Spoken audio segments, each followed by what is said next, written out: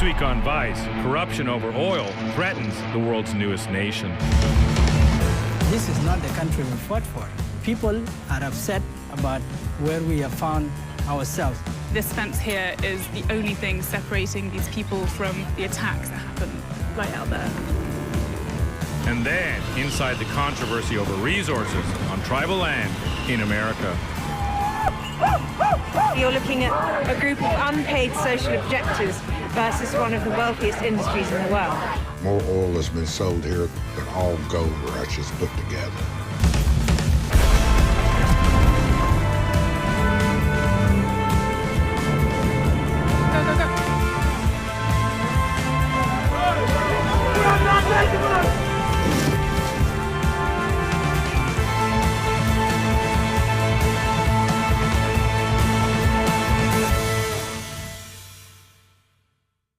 Oil was first discovered in the south of Sudan by Chevron in 1978. Now that discovery quickly ignited a long-running civil war with the North.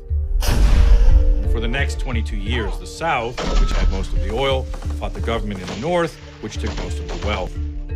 By the time it was over, more than 2 million people were dead and more than 3 million displaced. But 6 years ago, the people of South Sudan voted almost unanimously to break away from the North, becoming the world's newest country. And the U.S. played an instrumental role, sending close to $11 billion in aid. Now, for the first time, the people of South Sudan had a chance to benefit from their wealth of natural resources. But now, the South may be falling victim to the so-called resource curse.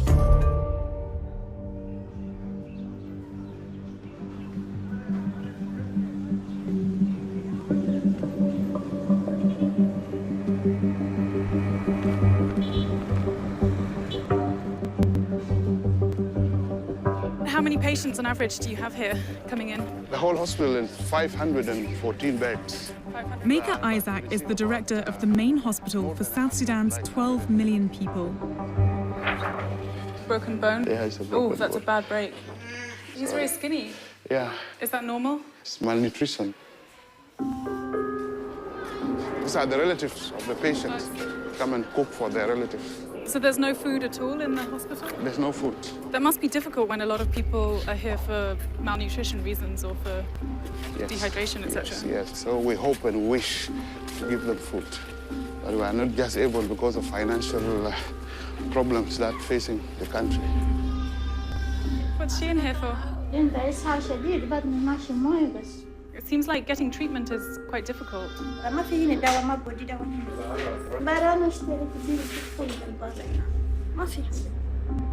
Without food, medicine, or electricity, South Sudan's largest hospital is clearly failing its patients.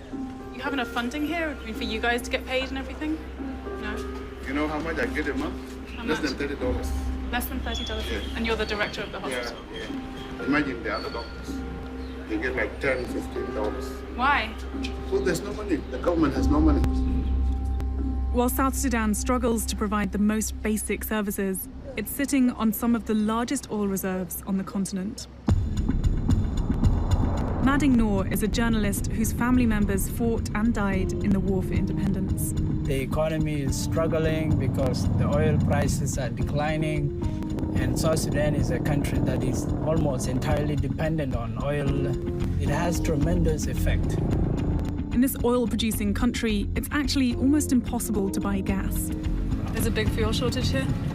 It's huge, it's immense. I've seen all these people queuing out to try and fill up their tanks. Is that how everyone gets their fuel?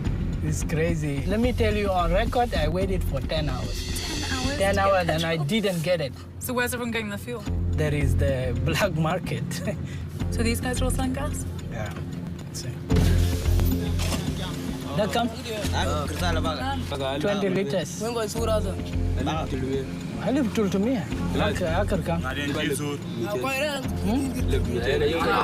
In. A single bottle of fuel costs more than the monthly salary of most people in South Sudan.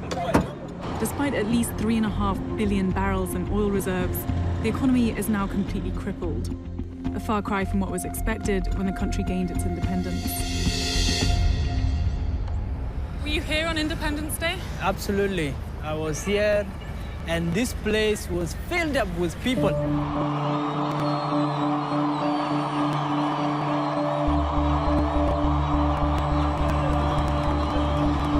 are all South Sudanese. We may be a Zande, a Dinka, a Nuer. This was the only time in our history where we came together despite our differences, whether they were tribal, whether they were political, whether they were economical. All kinds of people were here. Remember, you are the South Sudanese best.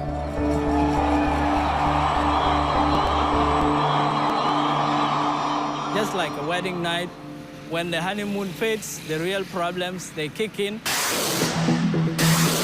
And it was just a matter of 3 years, and the country erupted in war. December 15, 2013, there was a brewing power struggle between Salva Kiir Mayardit, the president of South Sudan. I promise you today that justice will prevail. And Riek Machar, the former first vice president. President Salva Kiir has been corrupted by power. And of course, at the center of power is oil, it's money. It became a conflict along tribal lines. The Dinka, where the president comes from, and the Nuer, where the former first vice president comes from. And that engulfed the whole country. With the country's two largest tribes divided by their loyalty to the president and the vice president, the world's newest country split along ethnic lines. This is not the country we fought for. We were fighting for a future where there is peace, there is stability, there is prosperity.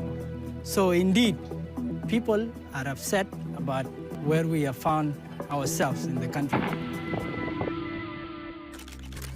In 2016, a team of investigators, backed by George Clooney, who's been an activist in this region for over a decade, published a 2-year-long investigation into South Sudan's leaders. This morning, we're prepared to give evidence of massive criminal behavior by the president of South Sudan and by his opposition, the ousted vice president. They concluded that at the root of the power struggle is a fierce battle over control of the state's assets. They're stealing the money to fund their militias, to attack and kill one another. South Sudan's leaders and their relatives were getting rich off lucrative deals in the oil and mining industries, while the country was driven into war and famine.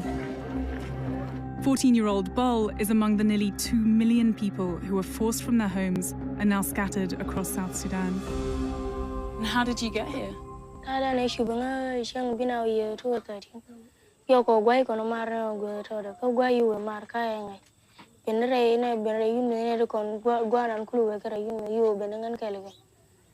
you think about your family a lot?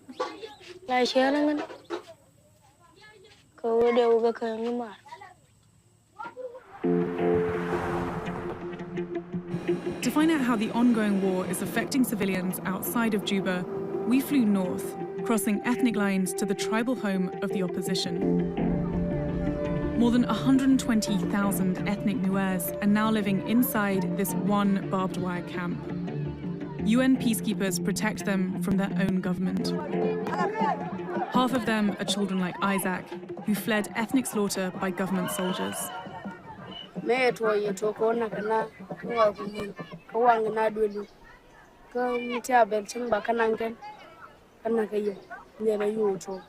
Did you lose anyone?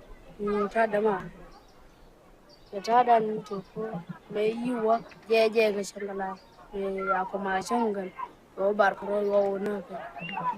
you talked to anyone about how you feel? I mean, I can tell you're upset and you're thinking about your brother.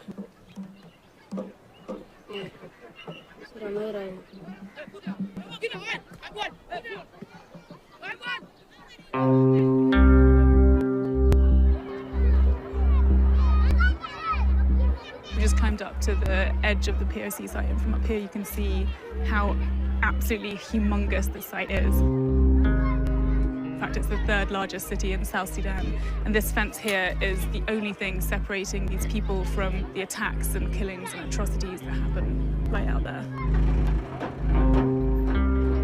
Even inside the camps, food is scarce. Civilians, mostly women, are forced to leave the camp every day to collect firewood, which they can then sell to purchase food.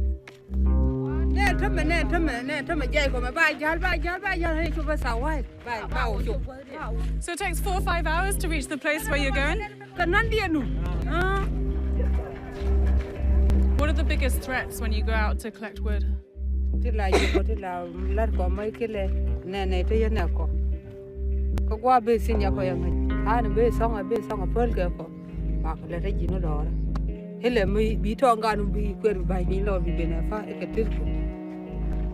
is it that's beating and raping?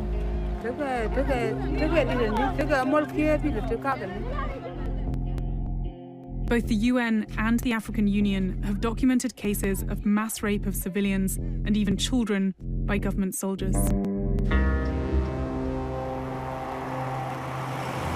When the UN mission in South Sudan does that with a Mongolian battalion, the security situation around Bentiu has been pretty precarious recently, and so these peacekeepers are frequently having to head out on patrols to go and assess what's going on. The territory around the camp has changed hands several times during the conflict.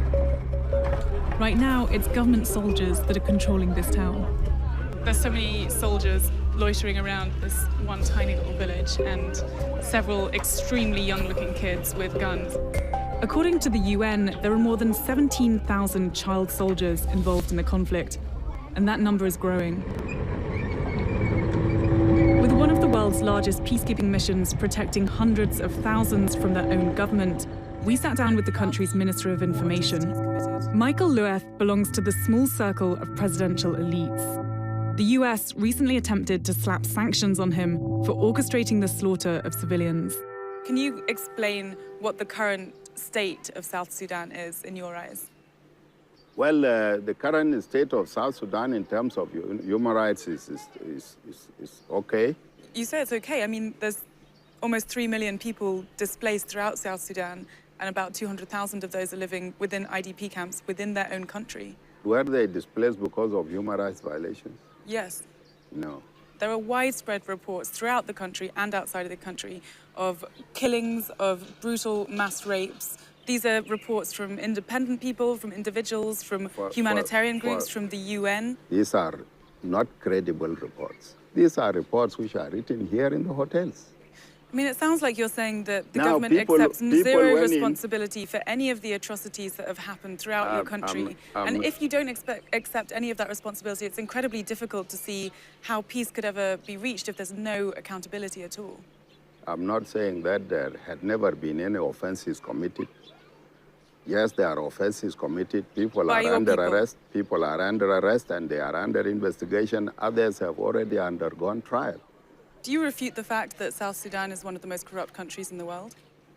Well, corruption is all over the world. South Sudan is part of the world, so it cannot be free of corruption.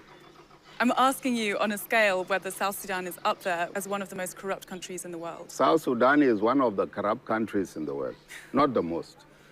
Are you corrupt? Me? No, I'm not corrupt.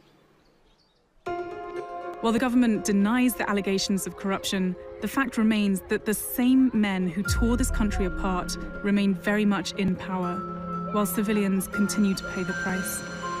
And it's the international community that's left with the costly task of trying to hold the world's youngest country together. We're hoping that Bol, the 14-year-old kid that we met in Juba, is on this plane so that he can come and be reunified with his family. Bol, who's 14 years old, hasn't seen his family here in Bentiu since he was 11. Does it feel good to be back in your town? What are you most excited about?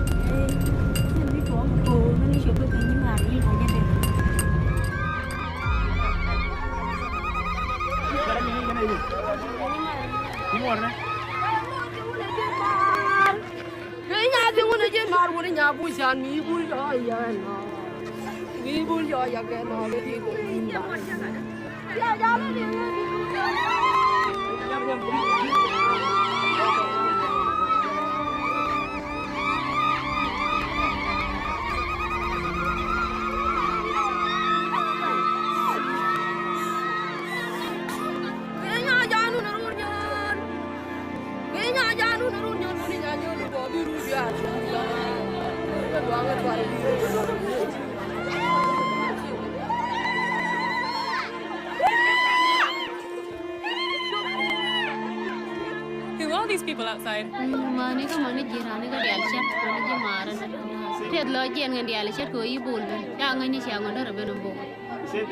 How long have you been waiting for this day?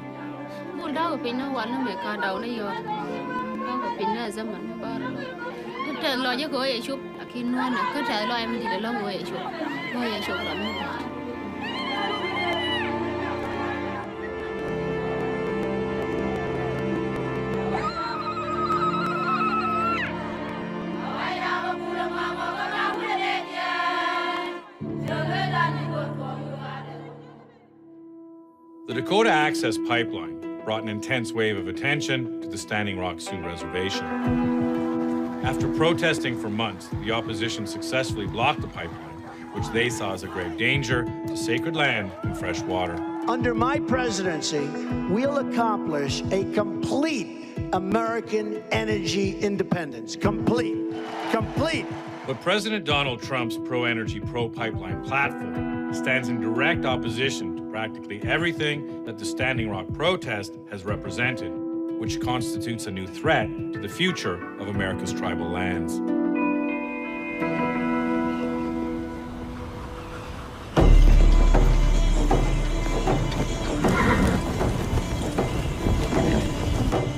By the way, you'll have to take my word for it, because I don't know if you can see me, but we're in Standing Rock, North Dakota. We came here in early December 2016 at the peak of the protest movement. Thousands of people from across the country, Native Americans, military veterans, and environmental activists, came together here in solidarity for one cause: protecting land and water they say is under threat from oil and gas development. I've never seen anything like this in real life. The closest thing I can compare it to is a scene from Game of Thrones or Mad Max. You came prepared. How come you have gas masks? Because we've been gassed, we've been shot at. And so we came here ready to do whatever it is that we need to do to stop this. Their goal was to halt the construction of the Dakota Access Pipeline, whose 1,172-mile path runs directly through land which was once part of the Great Sioux Nation, and to some is still considered sacred. If the pipeline were to spill oil, it could contaminate the Missouri River, which provides drinking water for the Standing Rock Sioux and millions of others. And with nearly 8,000 major pipeline incidents in the last 3 decades, leaders like Standing Rock Sioux Chairman Dave Archambault felt the need to act. How did the protest against the Dakota Access Pipeline begin? It wasn't overnight. 2003, 2006, there's a lot of exploration going on in North Dakota.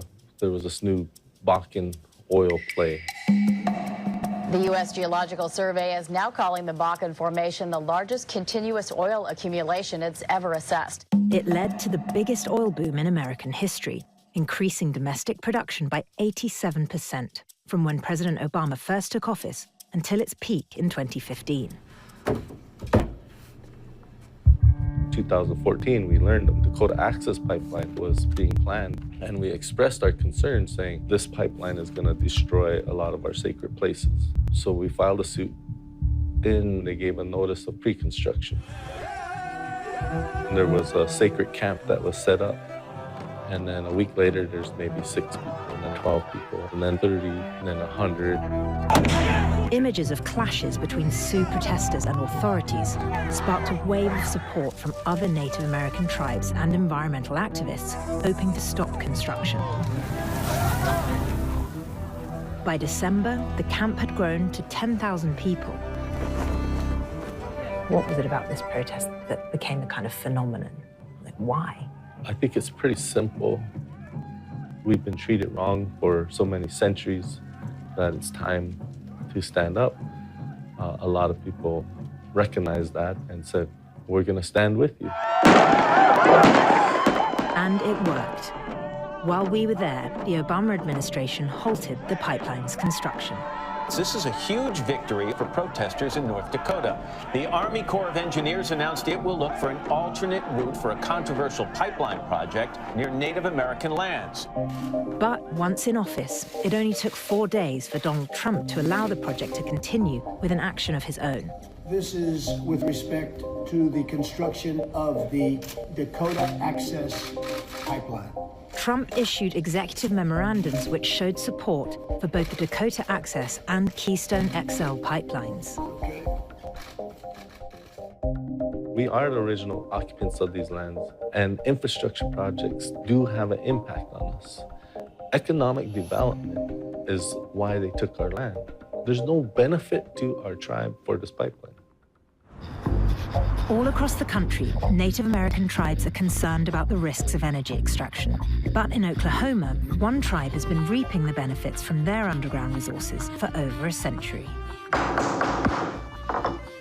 Ladies and gentlemen, I'd like to welcome the Osage Minerals Council regular meeting Wednesday, January the 18th. The Osage Minerals Council oversees and manages the head rights to all oil, gas, and minerals found underneath the nearly 1.5 million acres that makes up the reservation.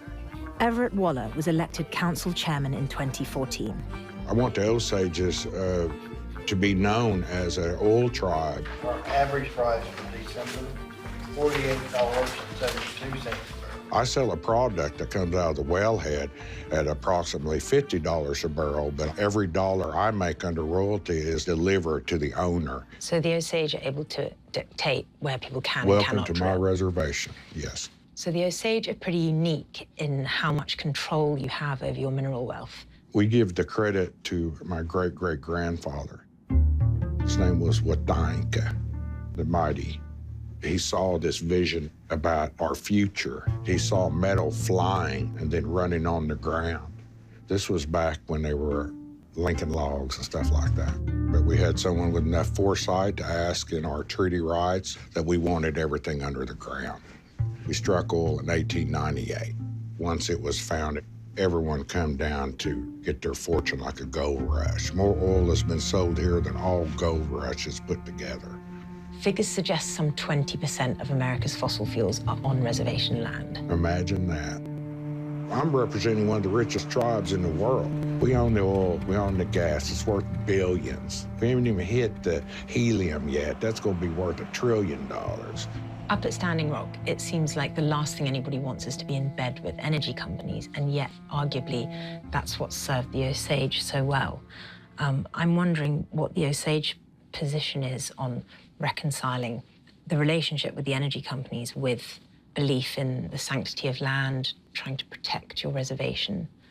We understand this sacred land. We are one of the best custodians there is on the planet of trying to retrieve this fossil fuel and not damage Mother Earth. But that wasn't always the case. The Osage Tribal Council fired former environmental inspector Chris White in 1995 after he reported 130 potential violations during his employment.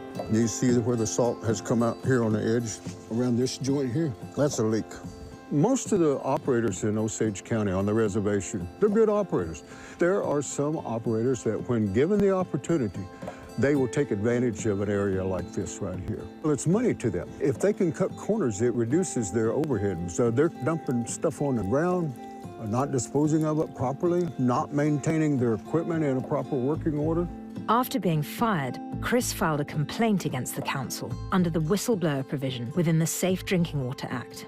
He won the case, and it was discovered that the council's grounds for firing him were unlawful. How does it make you feel to come back here after all of that? It's depressing. At some point in time, the chickens are going to come home to roost.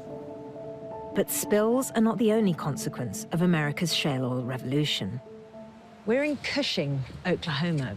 People often refer to this as the Saudi Arabia of the West, because there's more oil flowing through and stored here than anywhere else in North America. Cushing also happens to be experiencing a rash of earthquakes. Since 2008, the state's gone from averaging 2 a year to 2 a day. A powerful earthquake rattled central Oklahoma Saturday. Oklahoma Geological Survey experts have connected the increase in quakes to the disposal of wastewater from an oil and gas production process known as hydraulic fracturing or fracking. Jake Walter is the state's seismologist for the Oklahoma Geological Survey and is studying the steady rise in seismic activity over the last decade. What's going on? What's causing the earthquakes? There's thousands of injection wells throughout Oklahoma. Oklahoma has loads and loads of faults in some of the deepest sedimentary layers. Because of the high volumes of water that have been injected, that water is working its way into some of these faults so that these faults are allowed to slip. How does Oklahoma compare to the rest of the country in terms of seismic activity? Well, with the exception of Alaska, Oklahoma is the most seismically active state in the U.S. We're looking at a map of Oklahoma here, and the earthquakes are in red, and the injection wells are in those black squares there. You can see that injection sort of spread to the north-central part of Oklahoma, and the earthquakes are not far behind. We're getting to a point where some of these earthquakes are fairly significant. The 5.8 that was in September of this year, the 5.0 near Cushing, which is near a national strategic oil pipeline, these sort of last 6 years have been unprecedented. How worried should people be about these earthquakes? The hazard is very, very real. But the threat of catastrophic damage to infrastructure in Oklahoma has not stopped the surge in shale oil production, which has skyrocketed over 1,000% since the year 2000. With the support of a new oil-friendly administration, the industry has 32,000 miles of new and planned pipelines in the works across North America, according to Pipeline and Gas Journal. And already the Dakota Access Pipeline has leaked, confirming the fears that brought it so much attention in the first place. Luckily, the leaks didn't impact drinking water. But Dave Archambault showed us just how vulnerable the tribe could be if they had. Would you say that this pipeline is now the biggest threat to the community? Today it is. If you look right here, this is where the water comes in. You can see the treatment plant, the intake, and the water tower all right here, and that's the system that provides the fresh drinking water, but it all comes from Missouri River. This pipeline that threatens this water supply, carrying 550,000 barrels of crude oil with benzene in it, is going to have a direct impact on our people. And that's not right. Even though it's legal, even though the political system says this is what we're going to do, we can't continue down this path or we're going to leave nothing for our kids.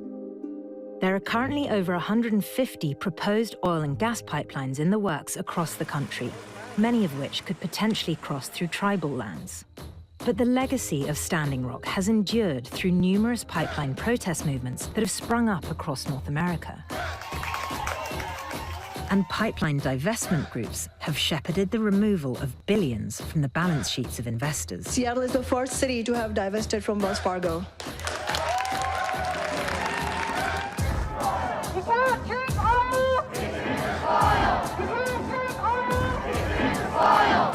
Despite setbacks brought by the Trump administration, these people aren't giving up. The fight for clean water is a battle for the soul of our nation and of all nations. Our way of life is being destroyed. Instead of expanding human rights, the new administration limits human rights.